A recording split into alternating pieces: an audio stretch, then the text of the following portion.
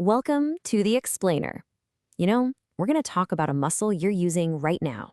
And now, and now. You're using it every second of every day, but I bet you almost never think about it. It's this silent workhorse, running all your body's most vital systems in the background. And today, we're finally putting it in the spotlight. All right, so when someone says the word muscle, what pops into your head? Probably your biceps, right? That's skeletal muscle. It's the superstar that lets us lift, run, jump, all the flashy stuff. But the real MVP, the one working tirelessly behind the scenes, that's our unsung hero, smooth muscle. So yeah, this whole explainer is dedicated to that amazing autopilot system. I mean, think about it. This is the muscle that lines the walls of your organs, your stomach, your blood vessels, you name it. It's performing these absolutely critical jobs 24/7, and you never have to give it a single thought. Okay, so to really get how it works, we gotta look at its design. These fibers are tiny. I mean, compared to those bulky skeletal muscle fibers, they can be up to 30 times smaller.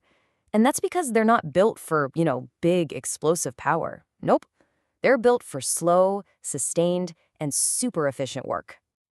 And what's really cool is that smooth muscle isn't just one size fits all. It's not a monolith. It actually comes in two totally different designs, and each one is perfectly engineered for the specific job it has to do in the body. You can kind of think of it like this. You've got your solo artists, and then you've got this incredible synchronized team. And that basic difference in how they're organized, whether the fibers are working by themselves or all together, that's what determines everything about how they're controlled and what they can do. So first up, you've got the multi-unit type. These are the solo artists. Every single fiber is its own little island, and it needs its own specific nerve signal to do anything. Now, why would you want that? Well, this setup gives you incredibly fine, precise control. That's why you find it in places like the iris of your eye, constantly adjusting to light, or in those tiny muscles that give you goosebumps. Then, on the other side, you've got the team players. This is unitary smooth muscle. We're talking hundreds, even thousands of fibers that are all linked up by these things called gap junctions. So when one fiber gets the signal, it's like a chain reaction. They all get the signal. They contract together in these massive coordinated ways. And that is absolutely perfect for those powerful, rhythmic pushing jobs, like moving food through your gut or what happens in the uterus and our blood vessels. So here's the thing. At their core, both muscle types use the same basic building blocks to contract, these proteins called actin and myosin. But the real secret, the big difference, is in the trigger. Smooth muscle has a completely different control system. It's really a fascinating piece of biological engineering. And here's how different it is. In your skeletal muscle, contraction gets started by a protein called troponin.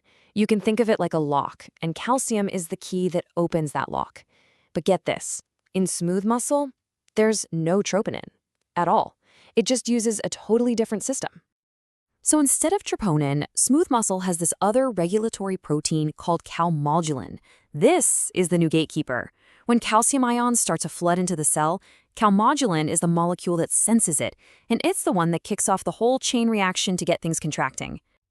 And this all happens in a really neat four-step cascade. So first, calcium comes into the cell. Second, that calcium binds with calmodulin. Third, that new calcium-calmodulin combo activates an enzyme. It's called myosin light chain kinase, or MLCK for short. And finally, that enzyme, MLCK, basically flips a switch that energizes the myosin head, giving it the green light to grab onto actin and pull. And boom, you've got contraction. It's a really elegant step-by-step process. Okay, another huge difference is where that calcium even comes from. See, your skeletal muscles have their own little storage tanks of calcium, ready to go instantly. Smooth muscle, not so much. It has to wait for calcium to drift in from the fluid outside the cell. And that process, that diffusion, it takes time. We're talking a 200 to 300 millisecond delay. And that's a big reason why smooth muscle contraction is so much slower and more gradual. But this slower, more deliberate system, it's not a bug. It's a feature. It's what unlocks a whole set of unique superpowers that make smooth muscle absolutely perfect for its job as the body's tireless maintainer. These are abilities that skeletal muscle just doesn't have. Okay, superpower number one. It is ridiculously energy efficient. I mean, to hold the exact same amount of tension, smooth muscle can use as little as 1/300th of the energy that skeletal muscle would burn through. And the reason is that the little cross bridges between its actin and myosin, they connect and disconnect much, much more slowly. It saves a huge amount of energy. And this crazy efficiency is possible because of something called the latch mechanism. You can think of it like a ratchet on a tool. Once it's contracted, the muscle fibers can basically lock into that state. They can maintain tension for hours with barely any energy and without needing constant signals. This is exactly how your blood vessels stay toned all day long without you even noticing or getting tired. All right, that latch brings us to its next superpower. Let's take an organ like the bladder. Its whole job is to fill up and hold more and more liquid, right? But it needs to do that without the pressure inside just spiking like crazy. So what happens when that smooth muscle wall gets stretched out? Well, it adapts. It uses this amazing property called stress relaxation. When the bladder first starts to stretch, yeah, the pressure inside goes up.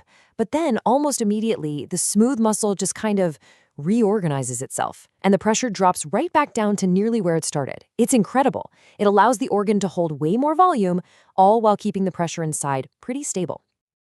Okay, and finally, let's talk about the control panel. Who's pulling the strings? Well, it's way more complex than you might think. Your skeletal muscles, they pretty much only listen to one thing, a direct command from a nerve. Smooth muscle, on the other hand, is a master multitasker. It's taking cues from all over the place. I mean, the range of things it responds to is just incredible. You've got your nerve signals, sure, but it also pays attention to hormones floating around in your blood. It reacts to being physically stretched, and it can even respond to tiny little changes in the local chemistry right around it, like if there's not enough oxygen or too much CO2. And this control system is so nuanced. Just get this. Take a chemical messenger like norepinephrine. When it shows up in your intestine, it tells the smooth muscle there to relax. But if that exact same chemical shows up at a blood vessel, it tells the smooth muscle to contract and squeeze the vessel shut. How on earth is that possible? Well, the secret isn't in the chemical messenger. It's in the receiver. It's all about the specific receptors on the muscle cell's surface. So one type of receptor might get the signal and trigger contraction, while a different type of receptor gets the same signal and triggers relaxation. It's what gives the body this incredibly flexible, sophisticated way to control everything that's going on inside. So from digesting your food to keeping your blood pressure just right, even to focusing your eyes so you can see, it's all being done by this unbelievably efficient, adaptable, and totally automatic unsung hero. So the next time your body just works and you don't even have to think about it, you'll know who to thank. Thanks for joining this explainer.